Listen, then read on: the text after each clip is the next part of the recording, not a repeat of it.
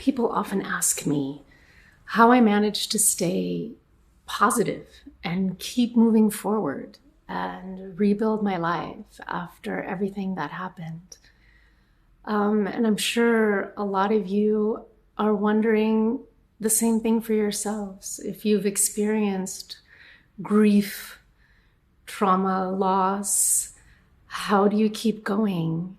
Where do you find your strength and purpose again? And where do you go? I had all 4 of my children taken from me. I lost everything. My identity, everything that I had worked to build my entire life, everything that I loved. And I have to be honest, it's not like it was easy finding myself again. But sometimes through destruction, a new path opens that is so much more clear and so much more beautiful than anything you've ever had. Finding it is the hard part. And what grew out of my loss, what grew out of my emptiness and the destruction, was the healing process itself revealed something so profound that I want to share it with you. And it's beyond healing. It's about becoming, the sacred becoming. Sometimes this phoenix moment, sometimes we need a complete collapse to release all of the labels, the burdens, the things that we're shouldering and carrying and assuming we have to do. And when we lose those things, it's very disorienting and can be really scary and can make us feel like we no longer have a sense of purpose. But what I did is I documented my entire healing process. It revealed itself to me. And I'm so excited to share that I created this deck. The Sacred Becoming. Because that's what it was. It was a sacred becoming, and it still is. But that darkness, that complete destruction, that descent into nothingness was actually, it became the fertile ground from where my true soul's path, what I call the golden path in the deck, revealed itself slowly but surely and beautifully. And I decided to create this deck so that I can share it with all of you, anyone who's going through this kind of a process, because it begins within. The healing begins within the self. And then through that process, you can recreate your world in the way that you truly envision it, not in the way that everybody else wants to see it. And so I'm going to be sharing more and more of my story and going through the cards with you to really dig into the meaning, this spiral of transformation, as I call it. It's not a direct line. Everybody's process is different, and it doesn't always go from point A to point B. Sometimes we have to start at the end. Sometimes we circle back to the beginning. But each step, when you take it in authenticity, with love, with self-love, and love for the people in your life who are good to you, the most magnificent thing can reveal itself, and will. I think every transformation ultimately begins with longing. It can just be a really subtle, quiet whisper that something is stuck, something isn't moving forward, even a subtle whisper. And that's where I created this card. She sits under the moon, not so clear about how beautiful everything is around her, because she is trying to find that thread that is moving her heart forward. She's trying to find that thread to pull on.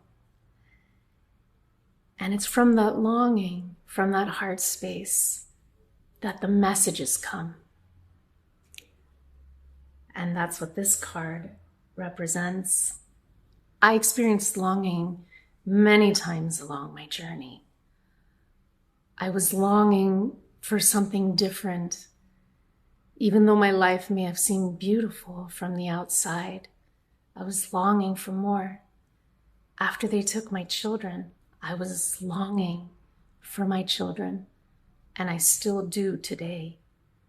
But it is in that longing, in that love, respecting that yearning from the heart, that keeps me moving forward and building every day.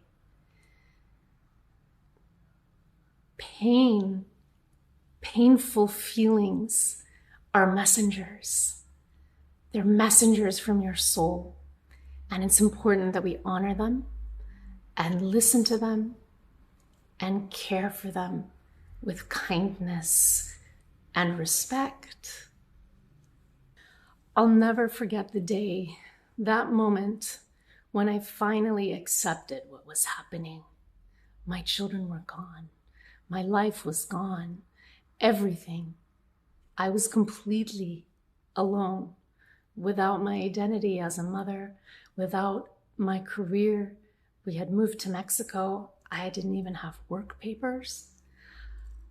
And abandoned by all of my friends, except for my truest friends and family. And I'll never forget, I was in my room and I just broke down, threw myself on the floor. I was screaming, I was pounding the floor, and I was saying, "Why, universe, why are you doing this to me? Why?" And I became still for a moment. I closed my eyes. I calmed myself. I went down into my deepest center, and I saw just this tiny, flickering little light, the smallest flame. And at that moment, I had a memory of dancing. I was dancing. It wasn't about my career as a dancer. It wasn't about that I needed to get back in ballet class, or that it was some kind of a message from the universe saying this is the direction you need to go. And no, it was that memory of freedom, of joy, of pure, unbridled passion and love. And I realized this was my inner truth. This part of me could never be extinguished. And it's also what would heal me. So did I decide to go back into ballet class? No. Did I decide to pursue a career in dance? No. I turned up the music and I danced. I danced until I cried, and I just kept dancing until I laughed and smiled and cried again. And through that embodiment practice, I remembered who I was. I remembered that I'm still alive. I'm still here. And that might look different for everybody. Of course, dance has always been an amazing part of my life. But moving in your body, reconnecting with that fire, the joy of music, the love, whatever it is, whatever songs you want to put on, it doesn't matter. It's not a performance, it's an experience. Experiencing yourself again in your body. didn't make the descent any easier. It's not like once I started dancing again, it was over and everything was fixed. No. But I realized that just like in this card, the descent, the spiral staircase down into the center, that singularity of what really, truly matters in life and love, it's surrounded by flowers. There's still life. There's still hope. There's still love. And this descent is a part of the process. It's a burning away of everything that no longer fits. And what began with a longing became a destruction. But through it all, I rediscovered my true self, my true joy, my true passion. And that's why I made this deck. It chronicles every step of the way, but it's not just my story. It's your story too. It's anybody's story. Because this sacred becoming is about reconnecting with your authentic self, with your true joy, not just the labels, not just the roles and the expectations, the burnout, the doing over and over and over and not moving forward. No. And then sometimes we forget. We lose touch with what really is in our heart space. So I'm really excited to share this deck with you. I'll be posting more about the cards and my journey, and I hope that you can find meaning in it too, and help and support and guidance back to your joy. And I also, I work with women in yoga retreats, and community is such an important part. We all have serious challenges that we need to work through and survive, and not just heal from, but actually become ourselves through. And you can.